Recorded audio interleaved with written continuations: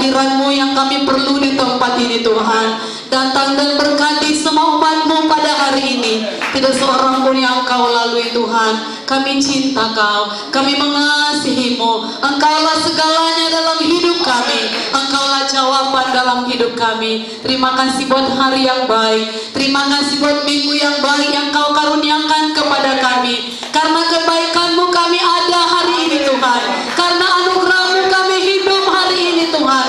Biarlah seluruh kemuliaan hanya bagi-Mu. Di dalam nama Tuhan Yesus, ya Tuhan, kami siapkan hati kami untuk menerima kebenaran firman-Mu. Berfirmanlah kepada kami Tuhan. Kami siap mendengar dan kami mau melakukan firman-Mu. Sebab firman-Mu adalah Engkau sendiri. Firman-Mu adalah kehidupan. Firman-Mu adalah kebenaran yang memerdekakan kami.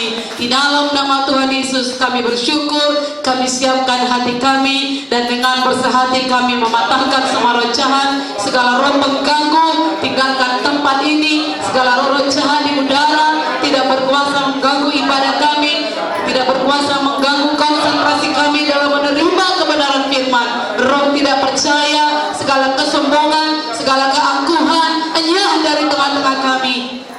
Di dalam nama Tuhan Yesus, roh Tuhan ada pada kami, mengurapi kami semuanya, sehingga kami boleh mengerti kehendak Tuhan, dan kami dibaharui pada hari ini oleh firman Tuhan. Syukur, syukur, syukur Tuhan. Yang bersuka cita berikan tepuk tangan yang meriah bagi Tuhan Yesus.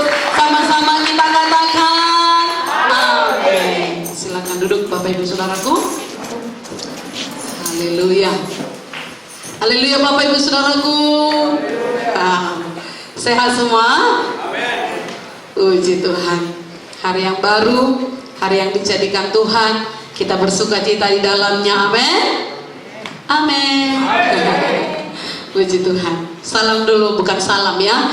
Sapa dulu kiri kanannya. Salam anugerah Tuhan. Tuhan Yesus baik.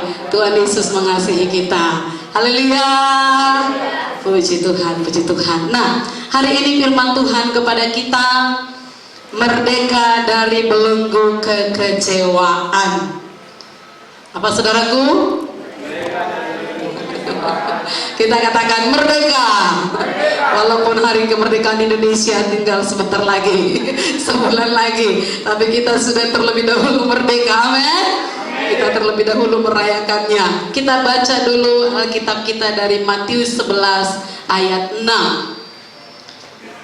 Apa yang terjadi bagi kita yang tidak menjadi kecewa? Matius 11 ayat 6. Dapat?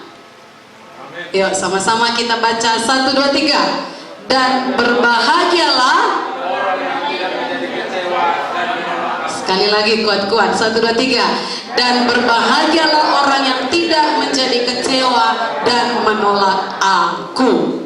Nah, Bapak Ibu Saudaraku, semua orang pasti pernah merasakan apa yang disebut kecewa. Betul? Saudara pernah kecewa? Ya, pastilah. Kecewa itu artinya kecil hati. Rasa tidak puas karena keinginan dan harapan tidak terpenuhi. Rasa kecewa sering timbul dalam hati seseorang ketika apa yang diinginkan dan diharapkan tidak sesuai dengan kenyataan. Malahan sering yang terjadi justru bertolak belakang dengan apa yang menjadi harapan. Tentu jadi kecewa. Banyak sekali faktor yang membuat seseorang mengalami kekecewaan. Misalnya ketika kita buat rencana kita tak terlaksana, akhirnya kita kecewa. Ketika permintaan kita tidak dipenuhi, seorang anak kecewa kepada orang tua. Misalnya dia minta sesuatu tapi tidak dipenuhi orang tua, si anak kecewa. Sebaliknya, ketika anak-anak sulit dinasihati, orang tua pun kecewa. Merasa diacuhkan dan tidak diperhatikan suami, menimbulkan kekecewaan dalam diri istri. Seorang gadis misalnya kecewa kepada pacarnya karena janji datang rupanya nggak jadi, atau janji memberi sesuatu ingkar janji, tentu kecewa. Kita mungkin pernah dikecewakan oleh seseorang atau keadaan, bahkan ada yang mungkin sering. Biasanya yang mengecewakan kita adalah orang-orang yang paling sering berhubungan dengan kita, orang yang dekat dengan kita maupun orang yang kita kasihi. Kecewa adalah perasaan yang pasti dialami ataupun dirasakan oleh semua orang. Memang itu, saudaraku, suatu perasaan yang manusiawi. Meskipun hal bersifat umum dan manusiawi, perasaan kecewa tidaklah baik bila dibiarkan. Haleluya. Karena kecewa dapat meningkat menjadi benci dan membuat seseorang bisa patah semangat, dan akan lebih parah lagi bisa putus asa kalau dibiarkan. Kecewa bila terlalu lama akan menguasai hati dan pikiran seseorang sehingga tidak lagi bersemangat hidup. Karena kekecewaan, seseorang dapat melakukan sesuatu tanpa pikir panjang, dan dampaknya bisa sangat merugikan diri sendiri, bahkan bisa menghancurkan masa depannya. Sebabnya hari ini semua merdeka dari kekecewaan. Amin. Haleluya, saudaraku. Merasa kecewa akan merugikan diri kita sendiri, terutama sedih. Itu kalau kecewa yang murung, energi terkuras, semangat menurun, tidak bergairah lagi melanjutkan apa yang sudah dirintis, misalnya menimbulkan rasa tidak puas terhadap penyebab kekecewaan tersebut, bisa uring-uringan sepanjang hari, dan bisa menjerumuskan kita menjadi emosional, sehingga bukan hanya diri kita yang rugi, orang lain pun bisa kena. Dan kita bisa kecewa dalam hal apa saja, termasuk tadi sudah saya katakan apa saja, tapi termasuk juga hal-hal yang sepele. Hujan di pagi hari, itu bisa kecewa.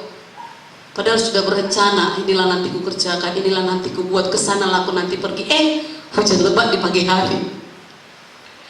Atau jalanan macet, istri terlambat siapkan sarapan, itu bisa kecewa.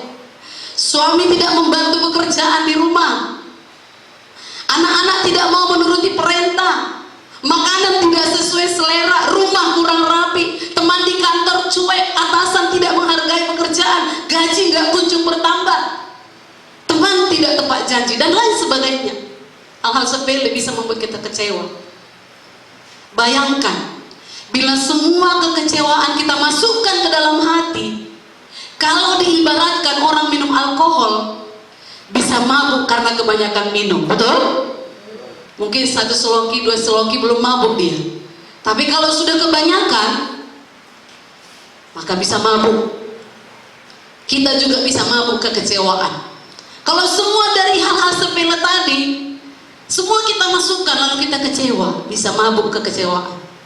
Mabuk, apapun penyebabnya, selalu menyebabkan orang kehilangan keseimbangan diri, betul? Ya, tidak bisa lagi membedakan mana yang benar, mana yang salah. Nggak bisa bedakan parit dengan tempat tidur. Itu kalau mabuk. Ya, jadi nggak bisa membedakan mana benar, mana salah. Kehilangan kontrol diri. Tidak dapat melakukan kewajiban. Dan yang terkena imbas bukan hanya diri sendiri, tapi akan menyebar kepada anggota keluarga yang lain, dan akan menebarkan pengaruh negatif terhadap lingkungan di mana kita berada. Itu sebabnya hari ini kita belajar dan kita mau bebas dari kekecewaan. Kecewa pada diri sendiri itu belenggu kebencian diri sendiri. Kebencian dapat terjadi ketika keadaan dirinya tidak bisa memenuhi standar. Ya, kecewa pada diri sendiri, kok gini aku ya, kok beginilah wajahku, itu kecewa pada diri sendiri, gak memenuhi standar misalnya, tidak bisa memenuhi mimpi atau keinginan, selalu merasa tidak cukup baik, dan selalu melihat orang lain jauh lebih baik.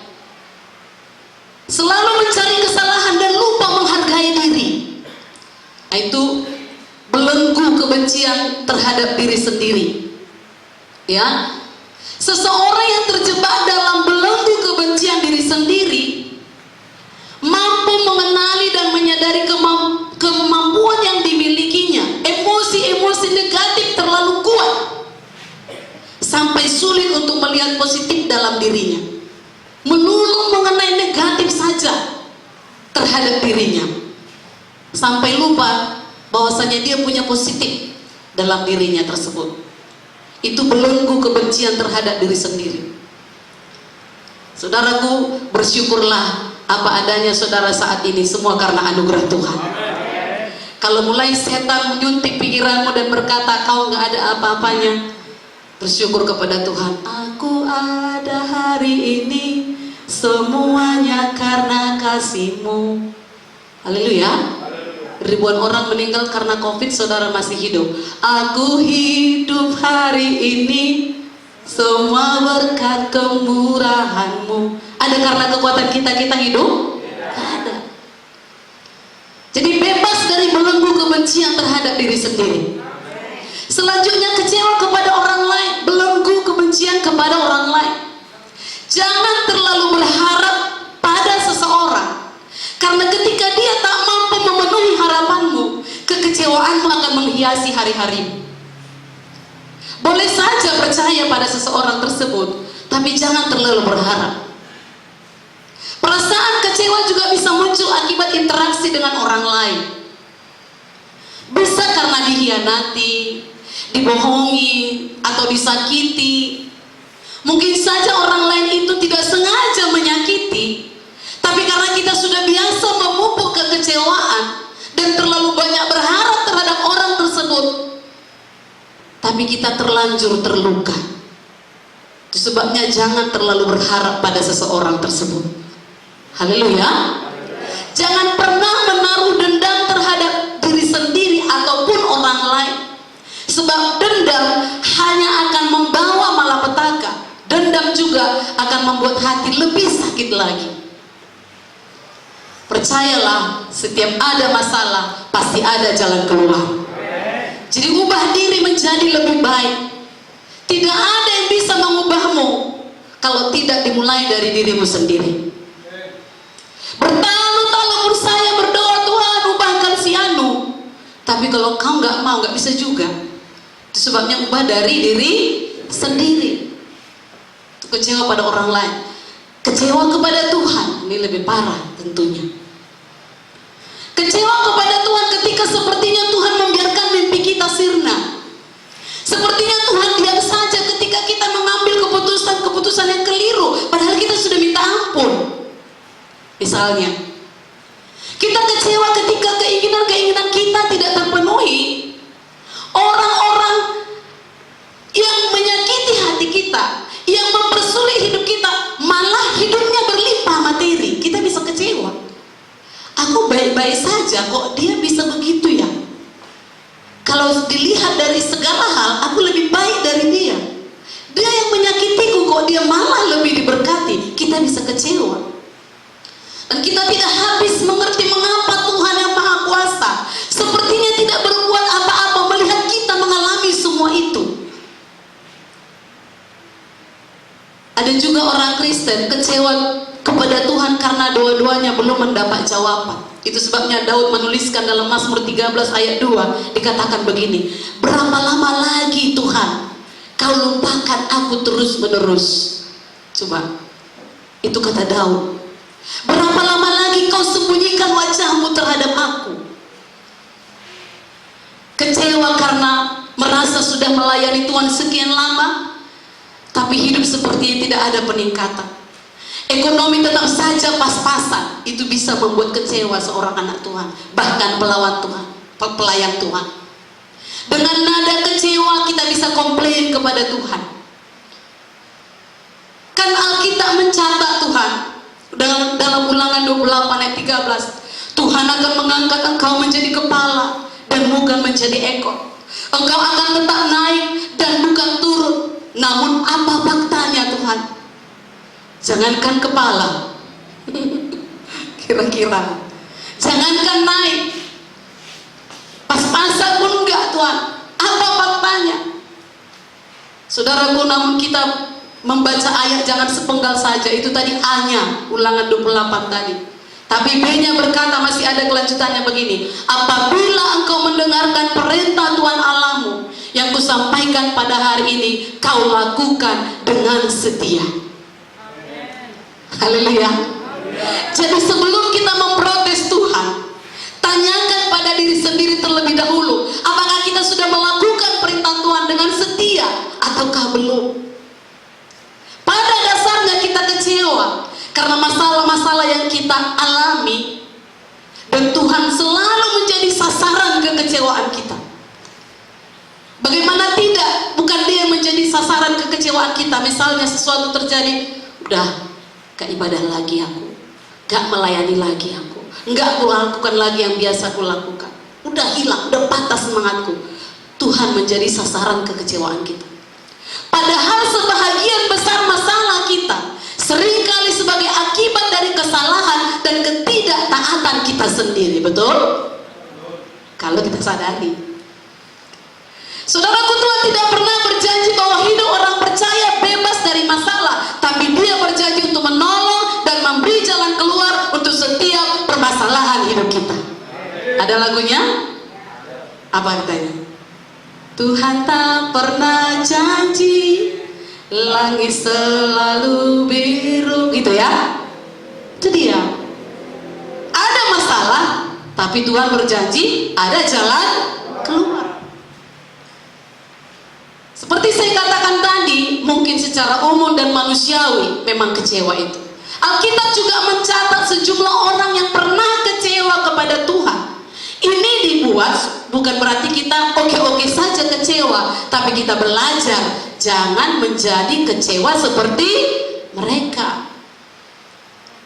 Yunus kecewa. Kenapa dia kecewa? Karena Tuhan mengampuni orang-orang jahat yang bertobat. Dikatakan Yunus, saudaraku, kan aku bilang Tuhan, kau kan penuh belas kasihan, enggak pun aku ke sana. Kalau mereka minta ampun, pastinya kau ampuni. Menyesal dia, kecewa dia kepada Tuhan, karena Tuhan gak jadi hukum orang Niniwe, tapi Tuhan mengajari dia. Haleluya.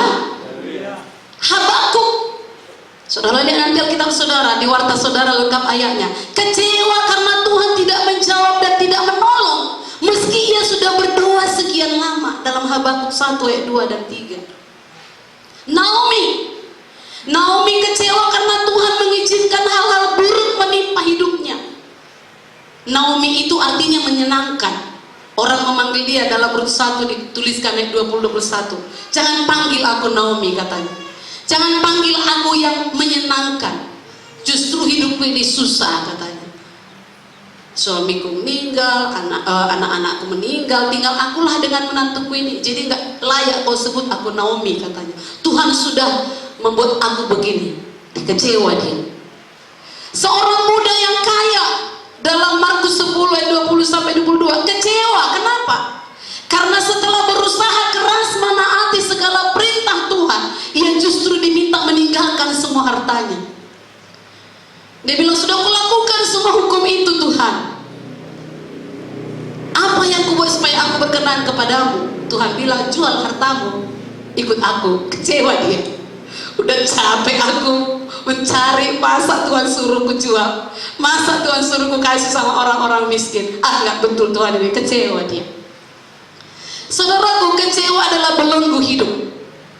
Terbelenggu bukanlah kehendak Tuhan. Haleluya. Yohanes 8 ayat 32 dan 36. Saudara bisa lihat Alkitab saudara, saya bacakan. Dan kamu akan mengetahui kebenaran, dan kebenaran itu akan memerdekakan kamu. Jadi apabila anak itu memerdekakan kamu, kamu pun benar-benar merdeka. Katakan, saya merdeka dari kekecewaan. Amin. Tuhan menyediakan suatu kehidupan yang merdeka, bahkan benar-benar merdeka seutuhnya dari setiap belenggu dosa, termasuk belenggu kekecewaan yang ada. Baik belenggu yang terlalu orang bisa melihat ini orang kecewa, atau nggak kelihatan tapi hanya saudara yang tahu. Tapi memang saudara terbelenggu, baik ikatan belenggunya kuat ataupun lemah, apapun modelnya, seberapa pun dia mengikat saudara, apapun penyebabnya, belenggu haruslah tetap dihancurkan dengan tuntas. Benar-benar merdeka. Katakan, saya benar-benar merdeka. Haleluya. Merdeka dari belenggu kekecewaan adalah janji Tuhan dalam kehidupan kita sebagai umat Tuhan. Jangan biarkan perbudakan iblis tetap berkuasa dalam kehidupan kita, karena karya Kristus telah tersedia untuk memerdekakan kita seutuhnya. Jika kita kalah terhadap kekecewaan, maka kita diperhamba oleh iblis. Jangan mau, amin. Belenggu kekecewaan itu penghalang untuk maju. Jangan biarkan kekecewaan menghancurkan harapan saudara. Kekecewaan sangat memberi dampak negatif dalam hidup ini. Di antaranya, kekecewaan mengakibatkan dosa masuk dalam hidup kita. Haleluya. Kain membunuh Habel, kenapa? Karena persembahannya ditolak oleh Tuhan. Kecewa dia. Kejadian 4 ayat 6 dan 7 berkata begini, firman Tuhan kepada Kain, mengapa hatimu panas dan mukamu muram? Apakah mukamu tidak akan berseri jika engkau berbuat baik? Tetapi jika engkau tidak berbuat baik, dosa sudah mengintip di depan pintu. Ia sangat menggoda engkau, tetapi engkau harus berkuasa atasnya. Setan akan selalu menggoda saudara untuk kecewa. Dan itu akan membuat dosa bertambah lagi. Dikatakan tadi, ia sangat menggoda engkau, tetapi engkau harus berkuasa atasnya. Saudara berkuasa atasnya, amin. Saudara berkuasa atas kekecewaan tersebut, sehingga saudara tidak dibelenggunya. Kekecewaan Kain membuat celah, sehingga dosa masuk dan membuatnya berbuat kejahatan terhadap adiknya sendiri. Cobalah, persembahannya yang ditolak Tuhan, adiknya yang dibunuh. Kecewa pada Tuhan, akhirnya berbuat jahat, mengakibatkan dosa. Kekecewaan membuat bimbang. Itulah ayat pertama tadi jawab Yesus kepada Yohanes. Kenapa rupanya? Matius 11 ayat 2 sampai 6. Di dalam penjara Yohanes mendengar tentang pekerjaan Kristus, lalu menyuruh murid-muridnya bertanya kepadanya, engkaukah yang akan datang itu, atau haruskah kami menantikan orang lain? Gak teguh hatinya, padahal dia yang membuka jalan bagi Yesus. Yesus menjawab mereka, pergilah dan katakanlah kepada Yohanes apa yang kamu dengar dan kamu lihat. Orang buta melihat, orang lumpuh berjalan, orang kusta menjadi tahir, orang tuli mendengar, orang mati dibangkitkan, dan kepada orang miskin diberitakan kabar baik. Dan berbahagialah orang yang tidak menjadi kecewa dan menolak aku. Yohanes merasa kecewa. Kenapa? Karena dipenjarakan. Sekalipun dia sungguh-sungguh melayani, tapi dipenjarakan. Kecewa dia. Mungkin dia berpikir, mengapa Tuhan Yesus tidak datang menolong dan melepaskan aku dari penjara ini? Kalau dia memang benar juru selamat, kok nggak datang dia melepaskan aku? Lalu dia kecewa dan mulai bimbang. Diakah Mesias itu? Yohanes mulai meragukan Yesus dan bertanya apakah dia adalah Mesias yang dinantikan dan diharapkan untuk datang.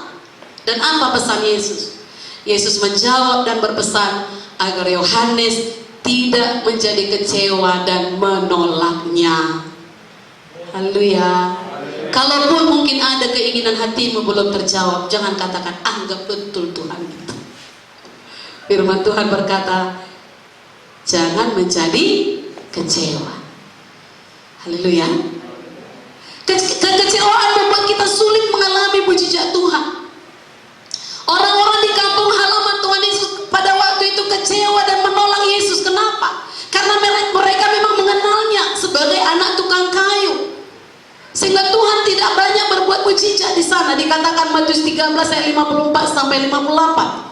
Setibanya di tempat asalnya, Yesus mengajar orang-orang di situ di rumah ibadat mereka. Saudara bisa sambil lihat di layar ya.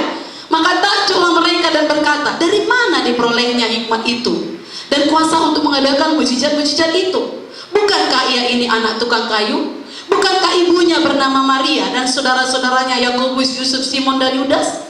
Dan bukankah saudara-saudaranya perempuan semuanya ada bersama kita? Jadi dari mana diperolehnya semuanya itu? Lalu mereka kecewa dan menolak dia. Maka Yesus berkata kepada mereka, seorang nabi dihormati di mana-mana kecuali di tempat asalnya sendiri dan di rumahnya. Dan karena ketidakpercayaan mereka, apa katanya? Tidak banyak mujizat diadakannya di situ. Orang yang pahit hati, orang yang kecewa, sulit menerima mujizat dalam hidupnya. Katakan kiri kanan saudara, woi jangan gampang kecewa. Haleluya. Karena kalau kita kecewa, akhirnya kita tidak percaya dan mujizat jauh dari hidup kita. Kekecewaan membuat kita tidak mampu melihat masa depan. Yusuf berkali-kali, kita perlu belajar, Yusuf berkali-kali mengalami kekecewaan dan pengkhianatan, tapi dia tidak mengizinkan kekecewaan menguasainya. Ini yang perlu. Dia berkali-kali mengalaminya, dia berkali-kali mengalami kekecewaan dan pengkhianatan, tapi ia tidak mengizinkan. Jadi kalau kita tidak izinkan, gak berkuasa dia. Amin. Yusuf dikhianati oleh saudara-saudaranya yang melemparkannya ke dalam sumur. Bahkan mereka berniat untuk membunuhnya, tapi abangnya Ruben membelanya. Dia akhirnya dijual kepada saudagar Midian yang menjualnya kepada Potifar, kepala pengawal Raja Firaun di Mesir. Akhirnya dia nggak jadi dibunuh. Ruben berkata, nggak usah kita bunuh, kita jual saja. Ruben jadi alat Tuhan juga, haleluya. Coba kalau terbunuh kan nggak sampai mimpinya. Yusuf juga dilupakan oleh juru minum raja yang pernah diartikan mimpinya. Jadi berkali-kali. Tapi karena Yusuf tetap percaya dan berharap pada Tuhan, dia diangkat dan dibela oleh Tuhan. Yusuf kecewa, tapi dia mampu mengatasi kekecewaan hatinya sehingga dia berhasil melewati ujian dalam hidupnya. Engkau mampu mengatasinya. Haleluya. Jika dia tidak mampu, maka kekecewaan dapat menghalanginya untuk melihat masa depan dan semua mimpinya tidak akan menjadi kenyataan. Itu sebabnya kekecewaan bisa menghalangi masa depan itu terjadi dalam hidup kita. Atasi. Amin. Kekecewaan menyebabkan orang yang kecewa tersebut mengecewakan orang lain lagi. Jadi berjejaring dia. Ya. Saudara-saudara Yusuf, kenapa mereka bisa melakukan hal itu kepada Yusuf? Karena mereka kecewa dengan ayah mereka. Ayah mereka membeda-bedakan dan memperlakukan Yusuf dengan istimewa. Kecewa mereka akhirnya berbuat jahat pada Yusuf dan mereka mengecewakan Yusuf. Saudaraku, istri Potifar kecewa. Kenapa istri Potifar kecewa? Karena dia ditolak Yusuf untuk berselingkuh dengan dia. Betul? Diajaknya Yusuf berselingkuh padahal dia sudah punya suami. Karena Yusuf gak mau dan menolak, akhirnya dia memfitnah Yusuf. Jadi berjejaring kekecewaan tersebut. Potifar, dia juga gak kenal dengan istrinya. Harusnya dia tahu, ini istriku banyak cerita ini. Dianya yang mengkek, maka terjadi begitu. Gak mungkin Yusuf begitu. Kalau dia begitu kan gak masalah. Tapi Potifar juga kecewa mendengar laporan palsu istrinya. Dan karena kekecewaannya itu dia menjebloskan Yusuf ke dalam penjara. Haleluya. Jadi kekecewaan menyebabkan orang yang kecewa tersebut akan mengecewakan orang lain lagi.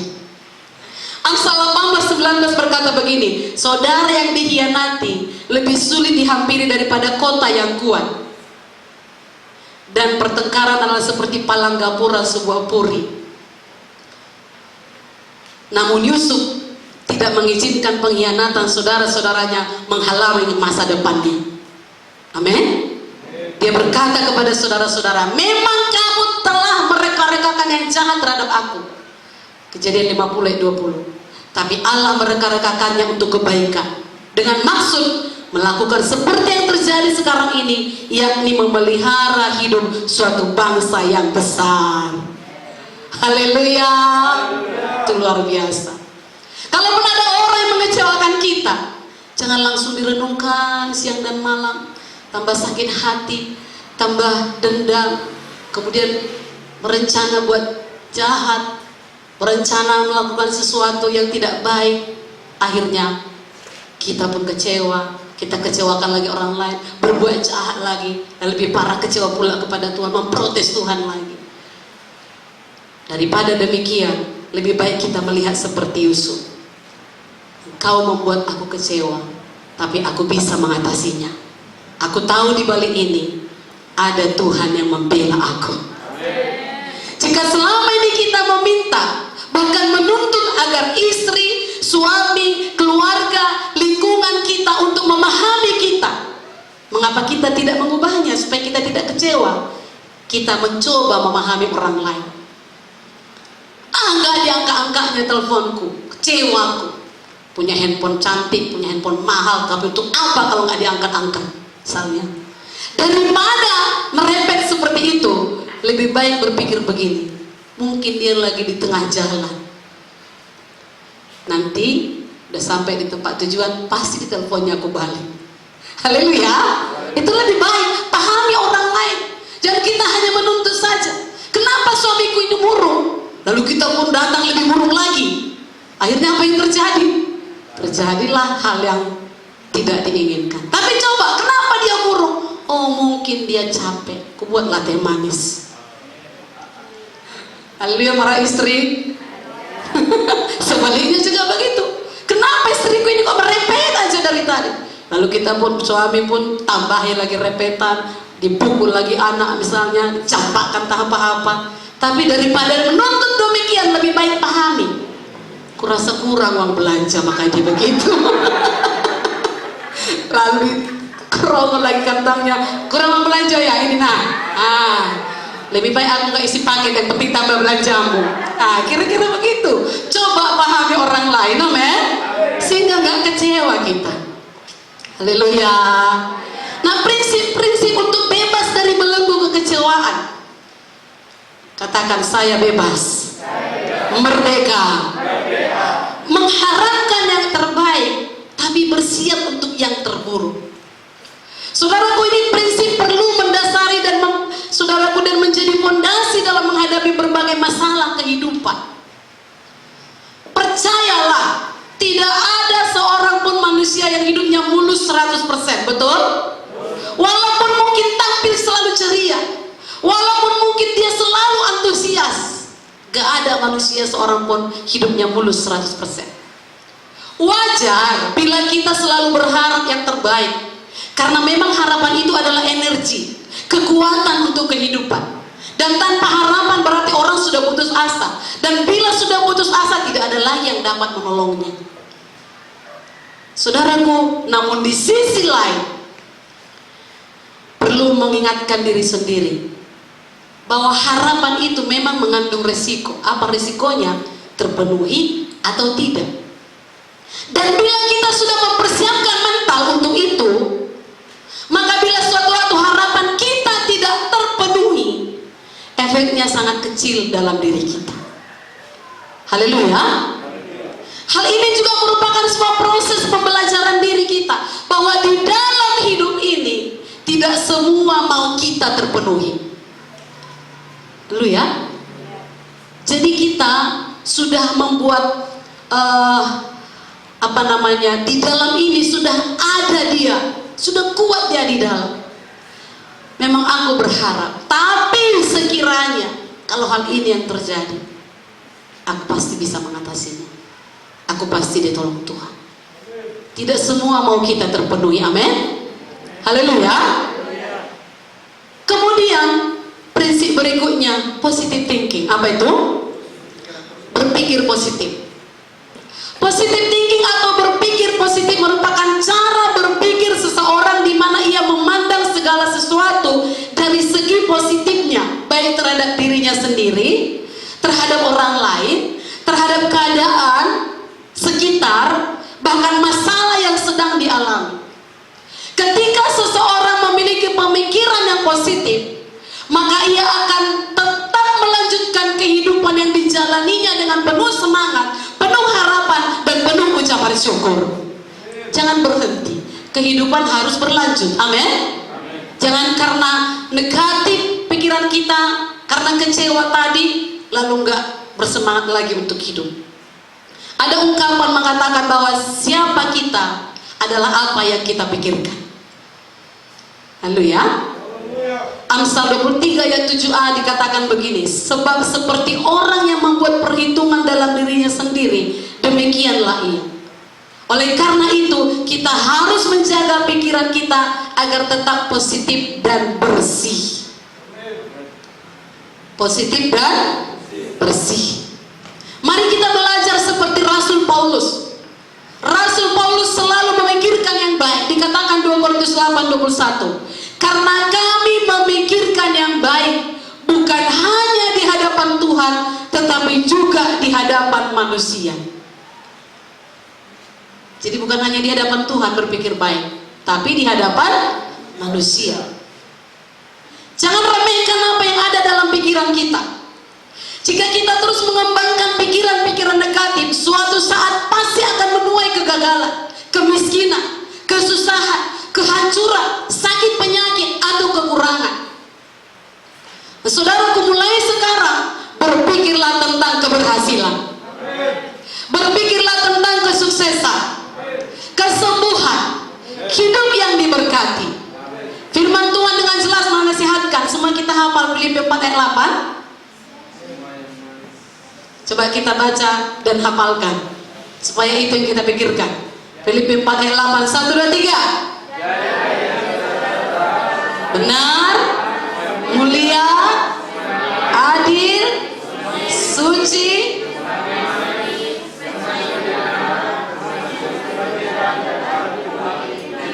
pikirkanlah itu. Haleluya. Yang benar. Kalau nggak benar nggak usah dipikirin. Yang mulia. Kalau nggak mulia, berarti bukan bagian kita. Adil, suci. Jadi yang jorok-jorok datang ke pikiran kita, diapain? Dibuang. Manis. Kalau pahit nggak usah dipikirin. Pahit kali hatiku dibuatnya. Jangan. Manis saja ini, ingat-ingat. Amin. Ya, sedap didengar. Kalau ada perkataan orang nggak sedap didengar, nggak usah direnungkan. Buang saja. Haleluya. Yang disebut kebajikan, patut dipuji, itu yang kita pikirkan. Kalau nggak patut dipuji, nggak usah dipikirin. Perlu sekali-sekali EGP, tapi EGP untuk hal yang jelek, kotor, jorok. Apa itu EGP? Emang gue pikirin gitu. Kalau agak mengganggu dia, EGP aja. Kalau itu merusak persekutuan kita, EGP aja. Tapi untuk Tuhan jangan pernah EGP. Selalu pikirin dia. Amin, saudara. Bila kita ingin memiliki hidup yang berkemenangan, berhasil dan diberkati Tuhan, kita harus selalu berpikiran positif, karena pikiran kita dapat menentukan perkataan dan perbuatan kita. Bila pikiran kita senantiasa baik, maka kata-kata yang keluar dari mulut kita dan juga perbuatan kita pun akan baik. Amin. Demikian pula sebaliknya. Mazmur 25 ayat 8 berkata, Tuhan itu baik dan benar. Tuhan itu baik dan benar. Ini menegaskan bahwa segala yang baik dan benar itu datangnya dari Tuhan. Kalau nggak baik berarti dari setan. Kalau dari setan kita apain? Usir. Kita diberi kuasa untuk mengusir setan. Ketika kita berpikir positif, maka kita bisa melihat segala sesuatu dalam hidup kita serba mungkin. Dengan kata lain, dengan berpikir positif, maka kita sedang berusaha untuk menerobos segala sesuatu yang dianggap mustahil menjadi tidak mustahil. Itulah pikiran positif. Dahsyat kali kuasanya. Pikiran kita akan menentukan tindakan kita, dan tindakan kita akan sangat menentukan apa yang akan kita dapatkan dalam hidup ini.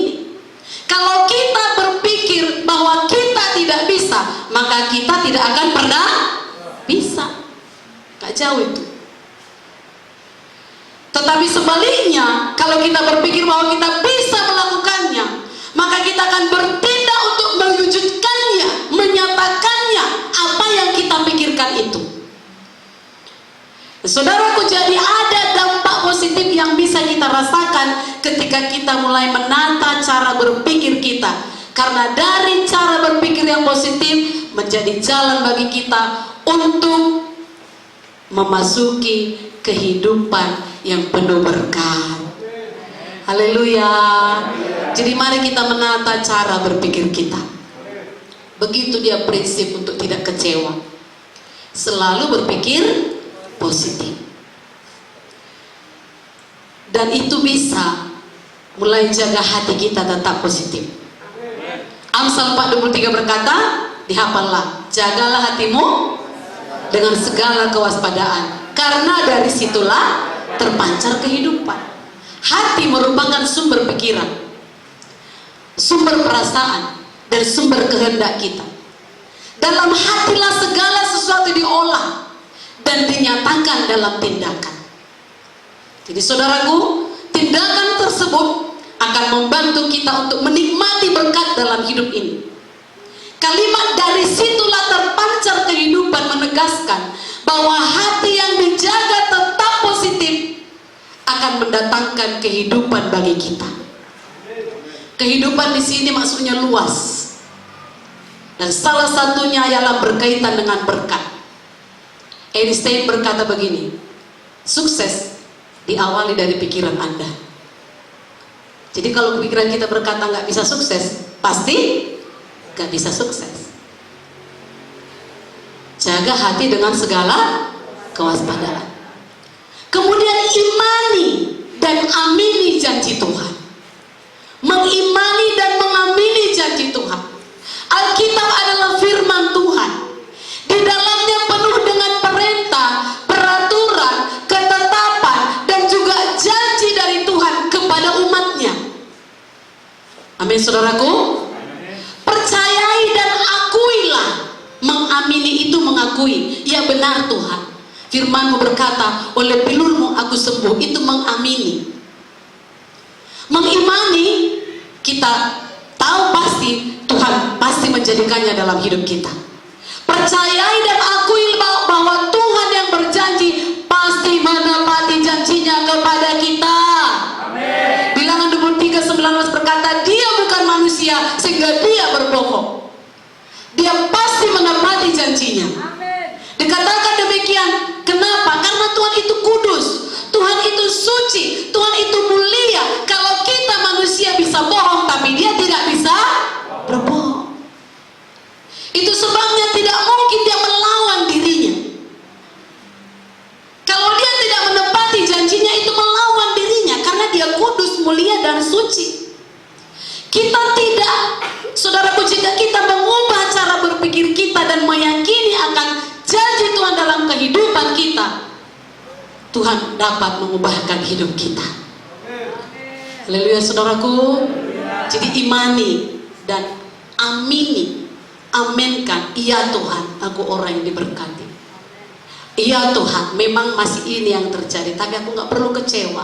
Aku tahu di balik ini semua ada berkat yang luar biasa. Kemudian atasi kekecewaan dengan datang kepada Tuhan. Apa, saudaraku? Atasi kekecewaan. Saat kecewa, kepada siapa kita datang? Jangan datangi orang mengecewakanmu, oh, bisa bahaya. Saat kecewa, hendaklah kita datang kepada Tuhan, mencari wajahnya, memohon pertolongannya. Jangan melampiaskan kekecewaan kita dan menulis di media sosial. Haleluya. Walaupun mungkin orang-orang menanggapinya dengan menghibur atau apa saja, itu tidak baik. Ya, mari datang kepada Tuhan. Ceritakan kekecewaan kita pada Tuhan dan mohon petunjuk apa yang harus kita lakukan. Jika kita tidak mau kecewa, janganlah berharap kepada manusia, karena manusia bisa mengecewakan. Dan janganlah juga berharap pada orang yang pernah kita tolong. Dia kan udah pernah aku tolong, pasti dia tolong aku. Belum tentu. Jadi jangan berharap kepada orang yang pernah engkau tolong. Tapi percayailah dan berharaplah kepada Tuhan yang akan menolong, yang akan menuntun, yang akan mencukupkan kebutuhanmu, yang akan menghiburkan ketika engkau kecewa, dan yang akan menguatkanmu ketika engkau lemah.